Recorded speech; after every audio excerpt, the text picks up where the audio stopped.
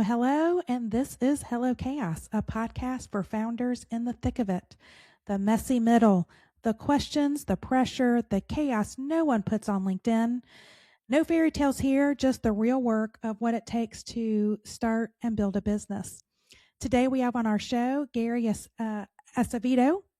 Oh my God, I hope I got that right. Acevedo, Acevedo. founder of Rise Leadership Group and the creator of the Awakening Retreat. Gary, thank you for coming on the show, and I appreciate you being here. Yeah, thank you for having me. You are welcome.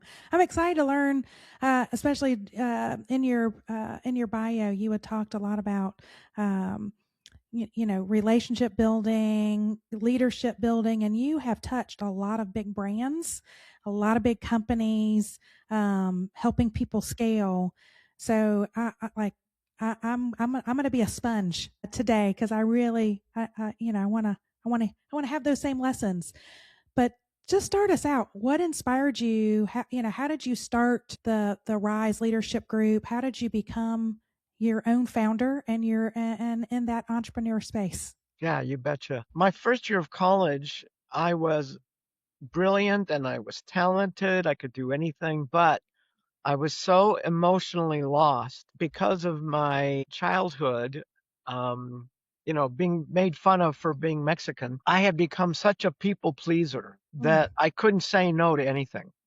I was on the verge of a nervous breakdown, and I was guided to go to my first mentor, who was Mel Wasserman. And I didn't realize, because I think I moved into his community. I lived there for 3 years, and I didn't realize that he was generations ahead of his time until later I found out. And when I went through his version of what we call a breakthrough, they helped me to heal and reprogram um, a, a, a moment in my childhood I completely forgot about, where I had lost my heart and soul. And at the end of that breakthrough, it was like getting in an elevator in my consciousness and getting higher and higher and higher and higher and higher. And then I saw the truth of who I truly am, Mm-hmm. what people call the highest self, the most authentic self, their magnificence, their sacred self.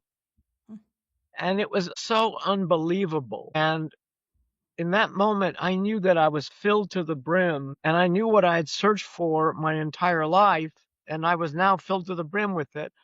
And I knew that I was free. And I knew that people out here in the quote real world don't have a clue what that experience is like. Mm. Like for most of humanity, it's been saved for the gurus and the saints and people like that. And so then, I lived with Mel for 3 years.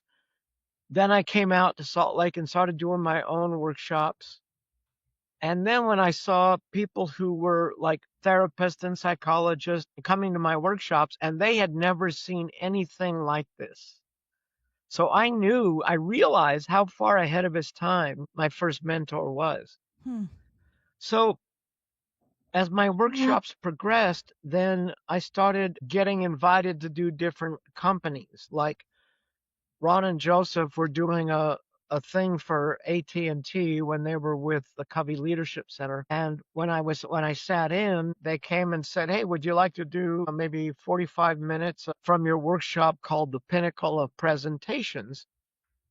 I said, "Sure." So I did a little bit of that, and the manager of training for AT&T hired me on the spot. Wow. And so that's when I started getting into the corporate training world and, like that. That's fantastic. So, um, when you went from working for somebody to then shifting to running your own gig, how was that transition? Well, it's always interesting to watch because, in the early days, I made it up that maybe if I put a bunch of my flyers around town, people would come. Yeah. And, I didn't know anything about marketing or business. And so, it was a lot of steps learning what worked and what didn't work. Yeah. Eventually from from other workshops like Werner Erhard's work, I learned about the difference between sales and enrollment. Like sales can be manipulative. Yeah. Enrollment, by definition, is simply awakening the choice that is true for someone. So it's not manipulative.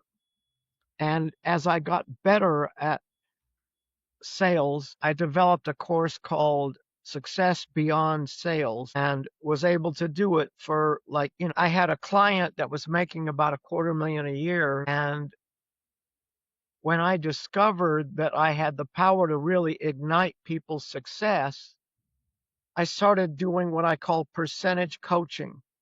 Hmm. Like if somebody has a vehicle that can really go places, but they keep getting in their own way. Yeah.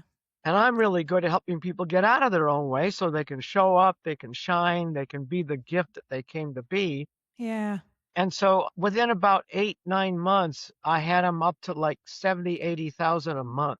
And then like he would hire me to go do stuff for his company and, like that. So, eventually I learned all the steps that you need to do in order to be successful. And then I love teaching that to other people.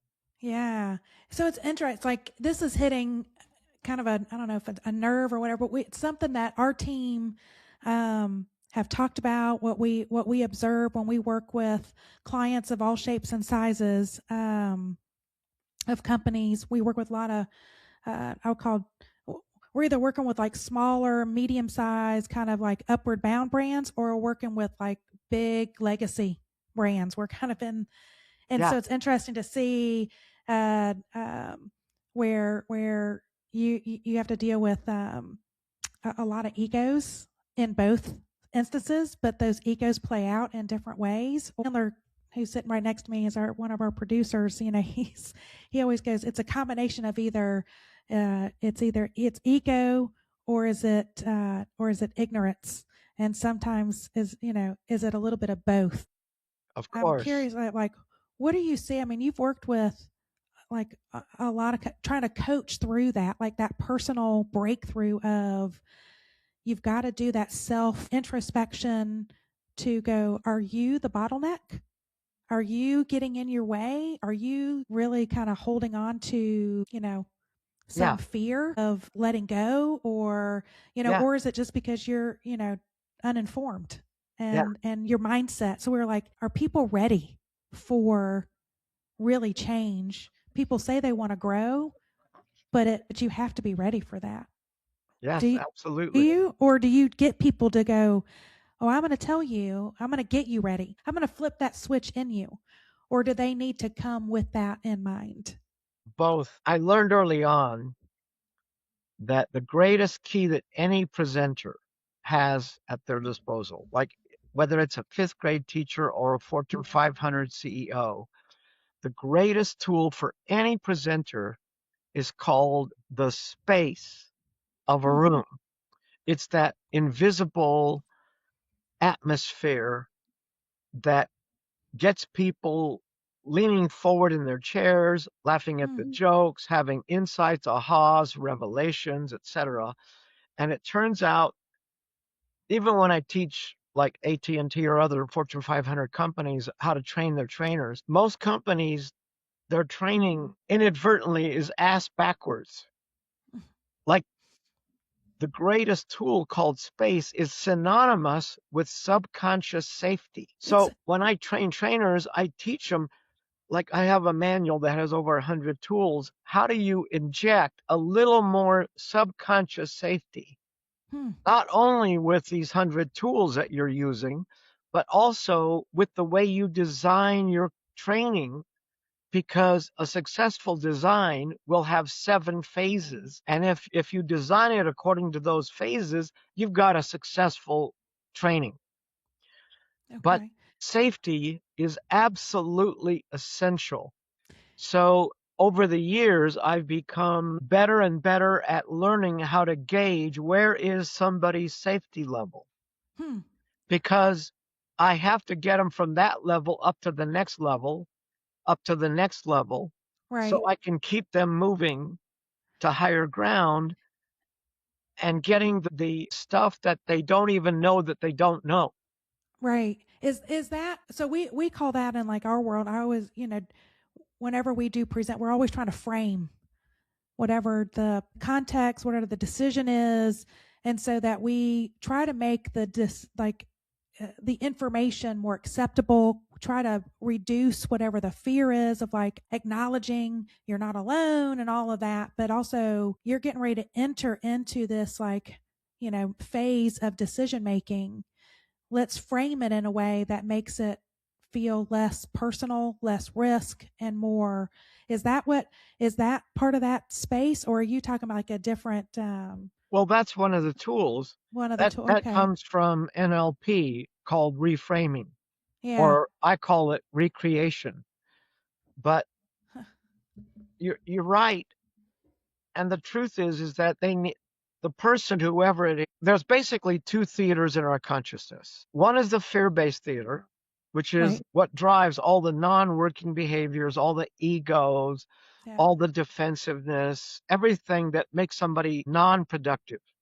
right, Then there's the love-based theater or the play-based theater. And every training that creates results, in effect, is a way to bring people from the fear-based theater, from what they don't want, into the play-based theater or what they do want.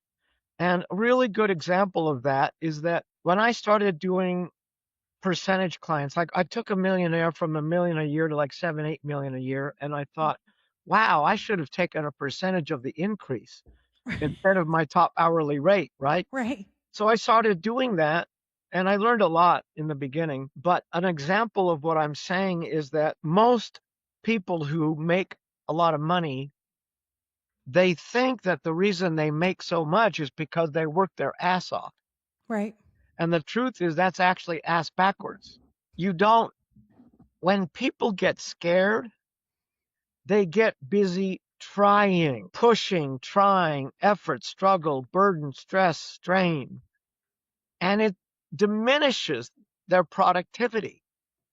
And the truth is, the only way to up your level of productivity is to not try, but to focus more on being your highest excitement, being whatever makes your heart sing. hmm, So, like, for example, with these high powered people, I typically talk them into taking 3 recesses a day. When you were in school, you got recess, right, for like 15 minutes. Well, it turns out that until high powered people learn how to get out of their day, put the clutch in hmm, and get out of the stressors and the worries and the problems and refocus on whatever makes their heart sing. hmm, I don't care if it's guitar or video games yeah. or spiritual You need practices, that. Just you need that breather. You need the space. because after every recess, you're bringing a different human being Hmm, to the situations, to the circumstances. And it's taken me decades to finally learn for myself and for my clients that every time somebody brings in a problem, a situation, a circumstance they don't like, the solution is never in their circumstances. It's never outside of them. The reason they created every circumstance in their life, every reality that they think is reality, is because of what's inside of them. Their pictures, thoughts, feelings that drive their behavior. And until they can actually see, how am I creating this reality? hmm, What is it in me that I did that was fear based that brought that situation into my reality? And once they get it, that if they focus on the inner game, they can transform their reality. They can actually do and get the results that they really want all the time. That's so not an easy lesson for people. no, it's not. It's a big struggle. We see that a lot in leaders. I'm curious just to go back to you said that there's like is it 7 levels of Yeah, 7 space, phases. 7 phases? No, What? This is 7 phases of seminar design, training design. Okay. Like a lot of Okay. my students want to do their own workshops, Right. that kind of thing. And so when they learn, I have a course called Pinnacle of Presentations. And in that course, I hand them this handout, the 7 phases of successful training design. And then I offer them like a chance to do their own design, their own 1-day workshop using all 7 phases so that they can actually experience what works. And when I discovered these 7 phases for myself, I realized that if you go to any great concert or see a great movie or read a great book, if it's It's successful, it's taking you through because a they're journey. following those 7 steps. Like when you design a training or a seminar, you don't start at the first phase.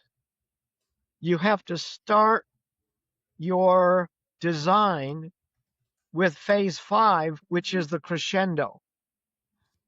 That's the hook. Well, that's near the beginning, but the Okay. crescendo is the main thing they're going to get out of it.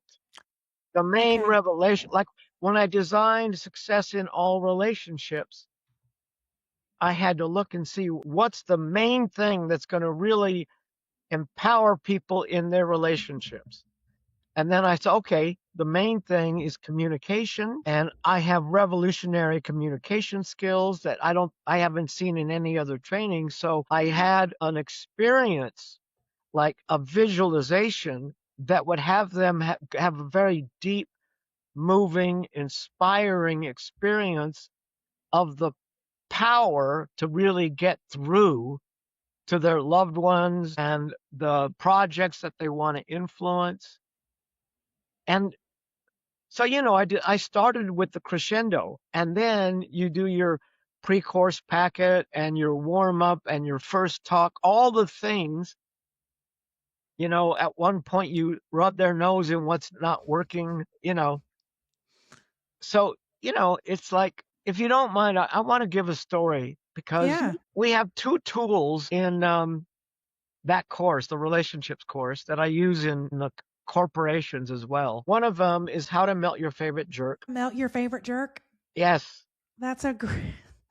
Yeah, That's like good. people don't realize when somebody's verbally attacking you, Yeah. if you use these tools, they don't even get to vote. They melt. They get off it. I might need that.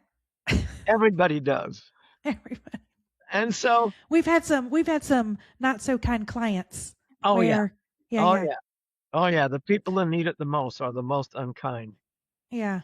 And Yeah. so, and then the other tool is coaching communication, which is revolutionary. Hmm. But an example of that is that most human beings have learned to give up their voice. They don't know what it's like to have full self expression. And so, one of the things I teach them is that when you intend to get through to somebody, they will get it. And my favorite story with that, I was on a boat trip to Lake Powell with a group, and I didn't know anybody on the boat except the person who invited me. And we were sitting on the deck, and this gal was keeping us all in stitches. She was so funny. And at one point I said, you could make a career out of this. And she didn't get it. So I said it again. I'm serious. You could make a career out of this. And she still didn't get it. So I got right in her face and I intended to make her get it. I said, you could do this for a living and do very well at it. Hmm. And because I intended that she get it, she got it. Right. So a decade later, I walked into a comedy club and she's up on stage. And the moment I walked in, she goes, "That's the guy." He changed my life. Yeah. So you've done all this work and the design, the methods of unlocking other people, and you said you started with kind of unlocking yourself. Yep. So what was the thing that you unlocked about yourself that most surprised you? That's a great question. You have to remember that in that experience, because of the processes we were going through, when they put on a piece of music, I remembered something from my childhood I had completely forgotten about. Being made fun of for being Mexican, all that. And they healed and reprogrammed the moment when I gave up my heart and soul. Hmm. And every human being has a moment like that Yep. where they make up. It's so cute because kids, when they're very young, they make up the worst words they can imagine for what's wrong with me. Like, I'm not good enough. I'm unlovable. I'm worthless. I'm different. I'm stupid, like that. Right. And so when they reprogrammed that, and I had this experience where I got so blissed out, people cannot even imagine what it would be like to see the truth of who you really are. Like, beyond words, magnificent. When I experienced that, I couldn't stop crying. The first thought was, thank you. The second thought was, please don't ever leave me. And the third thought was, wow, if I could share this with people. So that was the moment I became a healer. And Hmm. it was every bit of that moment was completely surprising. I was in such bliss and such awe that there's no words to describe it. I And love so that. just, Yeah. just a sideline on that is that about a decade later, I had a very profound experience, which I don't share with people until I get to know them a little better and know that they can handle it. But out of this profound experience, I took my first experience of recognizing who I am and I saw it in other people through a much higher perspective. So I started doing something called higher self readings Okay. Yeah. because I learned that I can see the next 4 or 5 years of somebody's life. Wow. I can't tell them what I see 5 years down the road because I discovered quickly that it scares them subconsciously and then they sabotage it. But I Hmm. can tell them what I see for the next year, maybe, or what they could focus on because I can see if they're headed for blessings or they're headed for There's clouds ahead. lessons. Yeah. 2x4s in the face from life. Right. But when I give them a higher self reading and I show them how magnificent they are Hmm. when they can recognize their highest, truest, most authentic self, which I do with every client and try to do it with as many of the newcomers in the workshops that I can, because it's always a shock to people. Matter of fact, in most of my courses on the first night, I'll do a thing called the greatest key to influence. And the greatest key to influence is to actually recognize and to speak to one's highest nobility. So I'll have a volunteer come up to the front and I'll tell people, okay, using your intuition, I want you to call out, what do you recognize in this person's greatest strengths, gifts, and talent? And as people start to tell them, it's obviously moving for the person in front of the room, but it's also moving for the whole room. Right. And everyone is surprised that, oh my goodness, we can see a lot more than we thought. And then we get them in circles and they do it with each other. And when I do this in companies or like sales companies, it's amazing how doing that for just a few minutes at the start of every day completely changes the culture, completely changes the sales numbers. Well, It's because the amazing. is it because it's everyone's putting out different energy, but the energy is now more positive? Is it feeling good, being more genuine, being more like I would say, feeling more free, feeling more empowered? Well, in our culture, very few people, it's so cute because the average person spends 80% or up to 95% in the negative theater, Hmm. in the thoughts that go, shut up, you shouldn't say that, don't do that, don't say that. Oh no, I don't have any money. Yeah. Gary, were you in my head a couple hours ago? And it's everybody. But the good thing is that now there are people on the planet who have reversed those numbers, who spend 80 to 95% in the love-based theater, in the play-based theater, and I'm one of Right.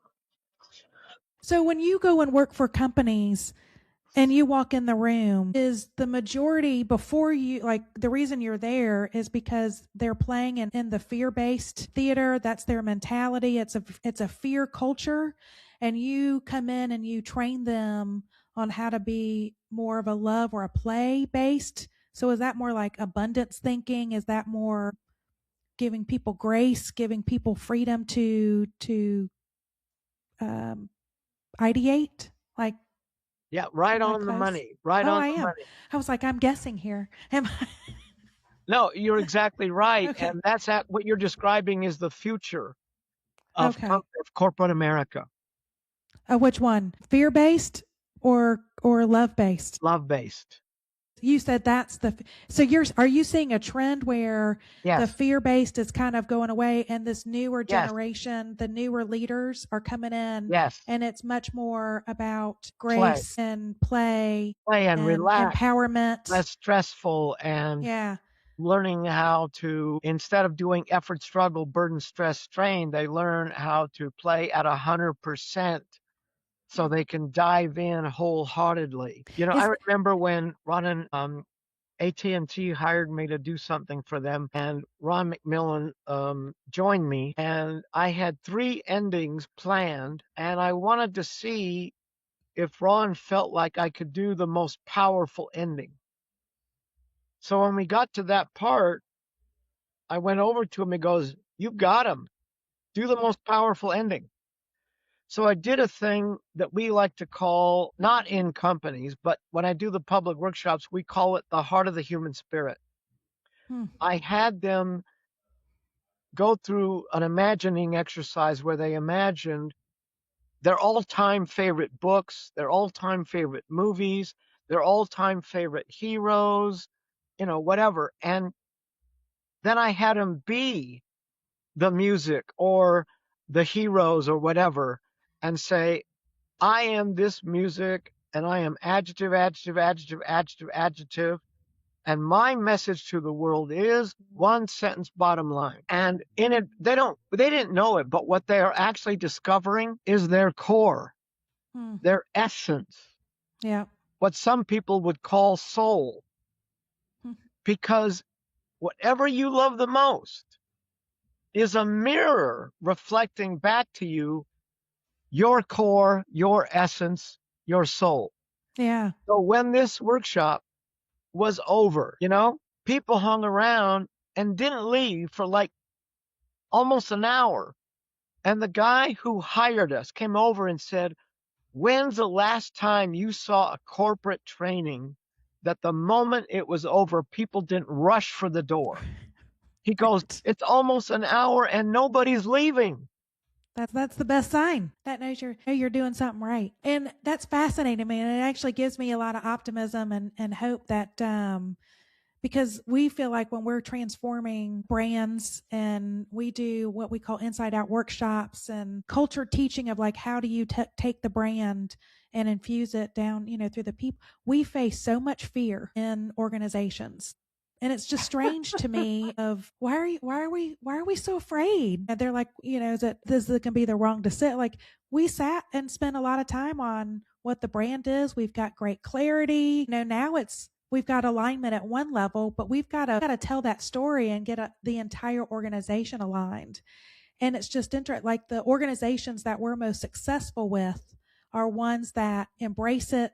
They see, they kind of take. We've made the decision. We're going to be convicted in how we infuse that and integrate that and align our organization, and ones that like can't make a decision, can't align.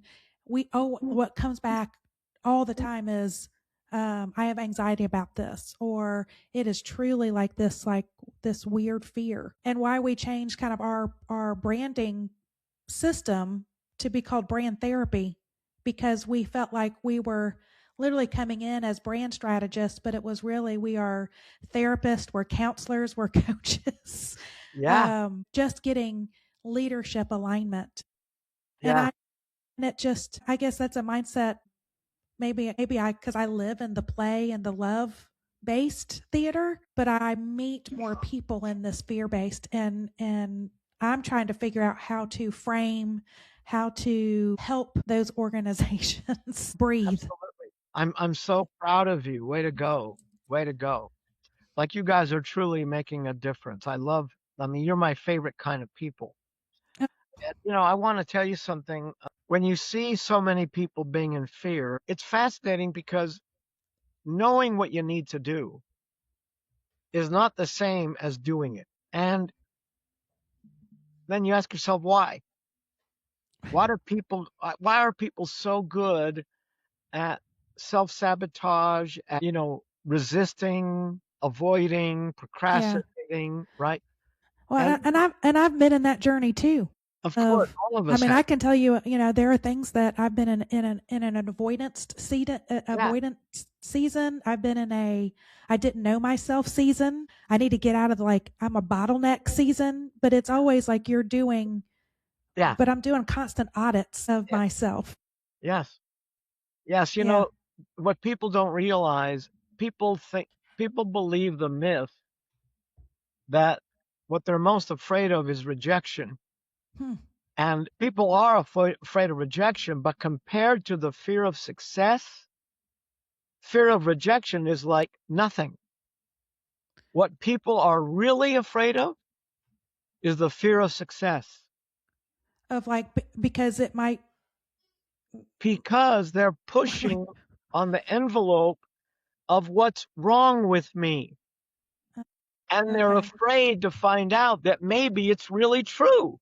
This is mostly subconscious. They're not conscious of it. They're not aware of it.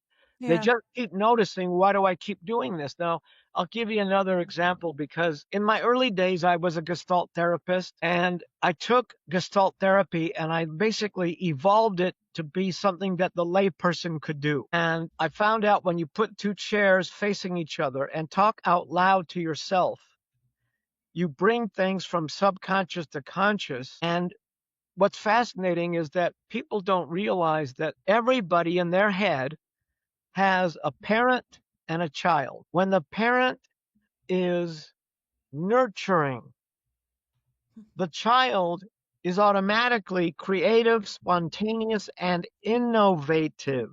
Right. So the most creative, successful people who are geniuses at innovation. It's like the Nobel Prize winner who, when he won the Nobel Prize, they said, "Is there a moment that helped you to get here?" He goes, "Oh, absolutely. I was 3 years old. I went to grab the milk myself and I spilled it all over the floor. And then my mom walked in and I was terrified. And she came over. We started playing in the milk. And then when we got done, she said, okay, let's clean it up now." And the point is that when a parent is nurturing, the child is automatically creative, spontaneous, and Hmm. nurturing. But Yeah. most people have learned from their parents, and that becomes the parent in their head, Yeah. to be critical. Right. So when the parent is critical, the child in our head does one of three things. It either succumbs, like gives in, go along with, Mm. okay, okay, I know it's my job, I should do it. Okay, I'll do it. Yeah. That's succumbing. Or they get outright rebellious. Mm-hmm. Like, you want to see me lose weight? Watch this. 5 donuts. Right. Right. You want to see me quit smoking? A whole pack, Right. right? Yep. Or the third thing is they become paralyzed or stuck. Yep. And I think in corporate world we see we see functional So, freezing. yes, yes. Yeah. Oh, yeah. I've had executives come to me who knew they were going to get fired if they didn't stop procrastinating. I just taught them one quick tool and it saved their job. But the point is that the worst thing you can do if you want to grow or get to higher ground is criticize yourself or Mm-hmm. anybody else. Hmm. Like, do your best to never criticize yourself or other people. It's like those inner words that we even think about are just Yes. It keeps you down. It keeps you, in the doubt and fear and Right. thinking you have to prove yourself to be okay. So, when people start to learn that they can stop criticizing and turn the critical parent into a compassionate coach, then the parent starts to talk to them like, hey, it's okay. Little to the left, little to the right. Right. You can do this. It's just an adjustment. It's just a correction. Right. Because all pain, physical or emotional, is basically asking for a correction. Yeah. It's just a lesson. Yep. Just like the call that I got. I've got to go do a little like course correction of my daughter to Yes. not use certain language in the Yeah. hallways. Oh, yeah. Oh, yeah. But no, you just had me kind of do an aha moment of, what you're saying is going in our heads of a parent to child kind of relationship of the words that we use, how we talk about ourselves, how we cope, to then transform it to a, um, more of a coach, advisor, Yes. a compassionate coach, I think is what you Yes. said. Yes. But I look at it and go, the leaders that we're seeing that are succeeding, the ones that you kind of talk about that play in this, where the industry of corporate America is going, is taking that same scenario of what's happening in our head, but making that be that's how we create environments and teams and the culture of our company is, at least that's my aha of what you're saying. Like I'm Yeah. I'm connecting the dots. Absolutely. Way to Okay. go. Good job. I try. Scientists have found that in order to make any relationship work, you need 5 positives to every negative. Mm, But to make marriages work or with children, you need 7 to 1, okay. which tells you how ass backwards we are. Yeah. And, in my own life, like you were talking about your kids before, and my older son, when he was a teenager, he was a parent's nightmare. Like him and his hip hop buddies would literally go and beat up drug dealers and steal their money. You talk Wow. about keeping your angels busy, right? That's right. That's right. So it took every skill I have, every tool I have to get him on track. And one of the things I did when he was young was when he was like 3, I'd have some friends over and I'd say, okay, Eli, time for bed. And he'd run to the bathroom, brush his teeth, jump in bed. And my friends would go, how do you get him to do that? It takes me an hour to get my kid. And I'd say, it's really easy. When he gets in bed, I start off by saying, how was your day, Eli? Mm, And then I say, don't you think I am the luckiest daddy in the whole world? Because my little boy is so handsome and he's so smart. And I would always give him 6 to 8 acknowledgments every night. So when he was being a teenager, rebellious and getting in all this trouble, it was easier for me to get him to shift directions. And he just got accepted to all 7 PhD programs that he applied for. He got a wow. full ride, $36,000 stipend, and Johns Hopkins invited him to be a speaker. Wow. And I have a 15-year-old, and the same thing with him. I told my 15-year-old, I'm a much better father to you than I was to Eli. And he very wisely said, well, what makes you a better father? And I Yeah. go, what a That's great a great question. question. So I started rattling off the things that I thought I did from the time Right. he was a baby. And I quickly went, oh my goodness, this is a handout that should be in the parenting course. Mm, And then when I got done creating it, I realized this isn't just for parents. This is how all of us should treat everybody. yeah. Most definitely. So what's the best advice or like a tip or a tool to get us to shift our brains to be less critical? I mean, is there a routine or is there discipline? Is there just a technique that we could implement today and it Sure, would it would shift sure. that? Yeah, I'll give you some, but I have a document that goes through when something doesn't fit your pictures and you get emotionally triggered. Start with number one. That doesn't Hmm. work. Go to number two. That doesn't work. Go to number three. And there's like, I think like 8 or 9 things on the page.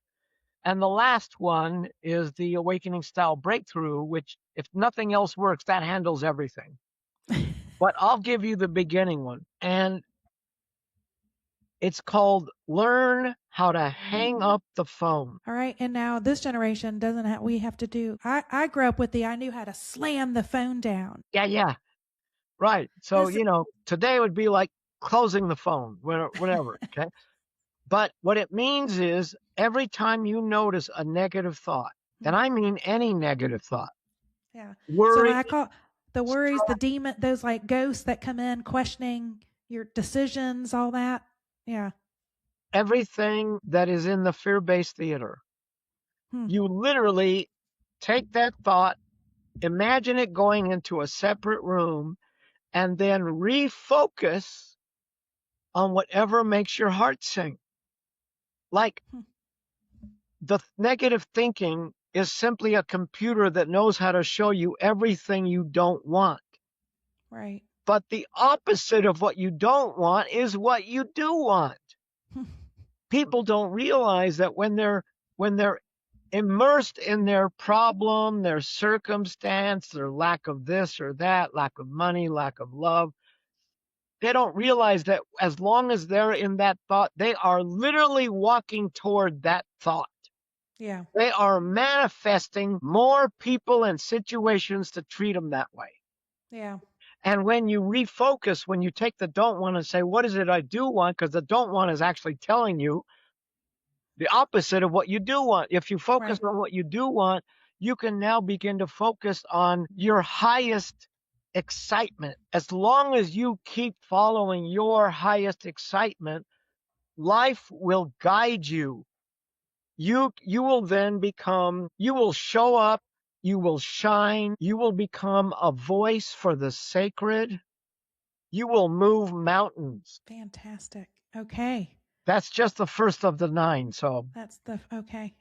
I'm going to put that into practice. yeah, and if people are interested in that list, I can get you that list, and then if they ask for it, you can send it to them, or Yeah. they can No, that'd be, contact me, and I I'll. think that would be very helpful, especially with, like I said, there's a lot of our listeners that are leading companies, leading teams, and sometimes it's their ego, but we have a lot of founders who are entering in the space of people management, and they're trying to find their footing, and trying to figure out how do they take ownership, how do they create clarity in the vision, but then how do they get alignment. It's and Yeah, not they have the everybody, toughest job. they have the toughest job. That's It's right. like trying to herd cats. Right. I know I And was I'll, in a I'll tell you forum this. something. Oh, go ahead. When I work with those kind of leaders, I say, like, I have people come to me who say, "Hey, I want to really move up in my company." Yeah. I say, great, I'll teach you one skill, guaranteed to move you up the ladder. Okay, I want you to become a master at recognizing the sweetheart message in their negative behavior, like Hmm. their positive intent. Like, no matter how stupid, how mean their behavior is, it always has a sweetheart message. It always starts off with a positive intent. Hmm. So if you learn how to recognize what is the positive intent behind that dumb behavior, and you say Whether it's yours or somebody else's. it works on yourself, but you could, for people who want to go up the ladder, they Right. want to do it inside their company. So Yeah. when they see people doing dumb things, rather than going over and Saying that was subtly dumb. criticizing them, they need to go over and make sure the person recognizes what you see in their positive intent. Mm. What are they asking for that is good and sweet and wonderful? Because one of the spiritual books that I look at says everything is love or a call for love. Yeah. My And dad so, used to my dad used to say that was when I entered the workforce at whatever 1920, and he was like, you're gonna and at that time I was that rebellious person, but I was very creative. um, but I could be sometimes sandpaper, and he was like, you need to soften the paper. He goes, because you're going to run up against people and you have a very kind heart, but you often don't see the gifts that every single person on earth has a gift. And so your job is to find it and only focus on that gift, and all the other, your criticisms, whatever you're mad, like their weaknesses will go if you only focus on those gifts. And I was like, and I sometimes I struggle with that, but it's always in the back. I'm like, everybody has a gift. your dad was incredibly wise, Well, thank you. Yeah, incredibly wise. I mean, that he was ahead of his time. really. Yeah, Yeah, he would. I think he'd be writing books if he were still around, yeah, yeah. sharing his wisdom. So I'm curious. So what do you enjoy? Like what's the most rewarding about what you're doing in your journey as a founder? Well, my favorite thing is when people bring family to a course or the retreat. I've had people bring their entire family to the retreat, and it's amazing. But even if they only have like a sister or a daughter or a son Hmm. or whatever, like my cousin brought her children when they were 9 and 11 to the awakening, to the retreat, and they grew up to be amazing people. Like Marissa was a family therapist now, and she just got a TEDx show, and she brought her daughter to the last awakening, to the last retreat. Hmm. So it's great to see the third generation getting there. And I get to watch these kids grow up and do these amazing things, because Yeah, the best thing you can give any child is self esteem, confidence. very And much so so. I love when families come to the courses or the retreat, and nothing moves me more than the honor and the privilege of being able to serve my God by watching people blossom. I know you love that too. Absolutely. It is the rework because we're problem solvers, but it's also sometimes it's the people puzzle. And when you see the ahas when they light up and they get it, um, it is the best part. Yeah, before we wrap it up, would you mind if I gave you a tiny bit of a higher self reading? Yeah, I'm Great, ready. I'm great. ready. Okay. Now I want you to know that because your higher self is so beyond words, I often have to use metaphors. So just to give you a heads up, that's where I'm going. Okay. Okay. Okay. So your essence is joy. That's your core. And when you were young, I'm sure that you were so bright, shiny, sparkly that your parents like didn't know what to do with you because you were so much, Yes. right? I was a lot. Yes, you still are a lot. Yes. And I love that you're not happy unless you're really being of service. Hmm. Nothing means more to you. And I love that you have so much intuition and insight that you know more about helping people than they have any idea of. And I just want to recommend that you don't try to come down to their level. You let them come up to yours, because your spirit is so bright. It's like, have you ever seen lights at a Hollywood premiere that go up in the sky and Hmm. they're really big? You know, like they're Yeah. like 6 feet wide. Right. Your Those spirit spotlights. Yeah. is so bright, it's blindingly bright. Hmm. It's like that light is pointed right at me, which means you have a ton of passion and enthusiasm, excitement, dedication. And if you're not in the center of the cyclone, you're bored. Yes, absolutely. That's such a gift. And some of that I have heard before from Yeah. friends and advisors. Yeah. It's always nice to have those repeated and validated. Yeah. Yeah, I love it. Um, Now, before we go, I need to ask you my questions I ask every guest. Yeah. You betcha. If you had to sum up your journey as an entrepreneur, as a founder, what would your word be? One word: One word. embrace. That's a great word. Embrace it all. Embrace every thought, embrace every feeling, embrace every person, embrace yourself, Mm, embrace life, embrace all of it. yeah, I love it. That's a new word. We've asked hundreds of guests and founders. We've had some repeats, but we often don't get repeats. But this is a new one. I like it. So if you look ahead to the next chapter, what do you want the chapter? What do you want the word to describe that chapter? I have to say it in 3 words: Okay, heaven on earth. there we go. I love it. It's very fitting to you, Gary. Thank you. I appreciate it.